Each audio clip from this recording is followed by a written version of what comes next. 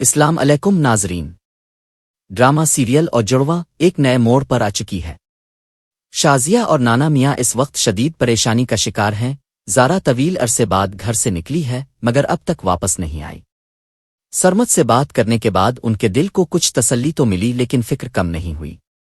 دوسری طرف مناور سے شادی کے بعد رکشی کی زندگی بھی الجھ گئی ہے۔ مناور نہ اس کی کال اٹھا رہا ہے نہ کمرے میں آ رہا ہے۔ وہ جتنی پریشان ہے یا اتنا ہی غصہ اسے ماں کی کال پر آتا ہے۔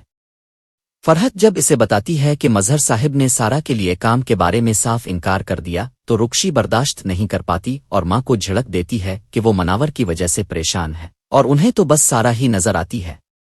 ادھر زارا سرمد کو سب سچ بتا کر کہتی ہے کہ وہ سارا کو نانا میاں کے پاس لے جائے کیونکہ اب وہ خود کچھ دن سارا بن کر مظہر صاحب کے گھر رہنا چاہتی ہے۔ وہ سب کچھ ٹھیک کرنا چاہتی ہے اور صرف تب ہی سچ سب کو بتانے کا ارادہ رکھتی ہے۔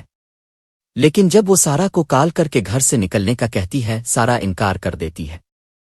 عدل کی تعریفوں نے اسے روک لیا ہے، مظہر صاحب کی خوشی نے اسے یقین دلا دیا ہے کہ سب ٹھیک ہے، حالانکہ فرحت اب بھی اسے ڈرا رہی ہے۔ جب سارا باہر جانے لگتی ہے تو فرحت راستہ روک لیتی ہے اور تنزیہ انداز میں پوچھتی ہے، کہاں بھاگ رہی ہو؟ پہلے بھی تمہیں جیپ والے لڑکے کے ساتھ دیکھا تھا۔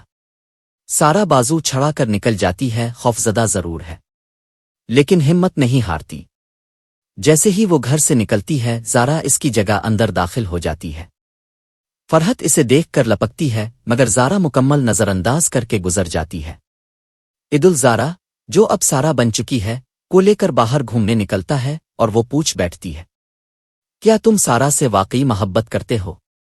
عدل ہنس کر کہتا ہے، پاگل ہو کیا؟ سارا تو تم خود ہو، اپنے بارے میں ایسے کیوں پوچھ رہی ہو؟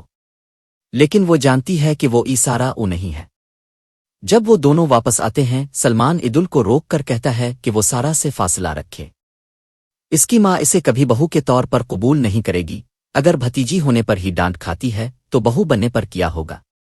دوسری جانب فرحت ایک بار پھر سارا سمجھ کر پر چڑھ دوڑتی ہے لیکن زارا اس کا ہاتھ روک لیتی ہے اور دو ٹوک کہتی ہے، شکر کرو آج صرف ہاتھ پکڑا ہے، گردن تک ہاتھ پہنچتا تو تمہاری خیر نہ ہوتی۔ فرحت حیران رہ جاتی ہے، جو سارا پہلے اس کی ڈانٹ سے ڈر جاتی تھی آج اسی کی آنکھوں میں آنکھیں ڈال کر بات کر رہی ہے۔ اگر آپ ہمارے چینل پر نئے ہیں تو لازمی سبسکرائب کیجئے گا تاکہ ہر نئے ایپیسوڈ کی اپڈیٹ اب تک فوری پہنچے۔ شکریہ۔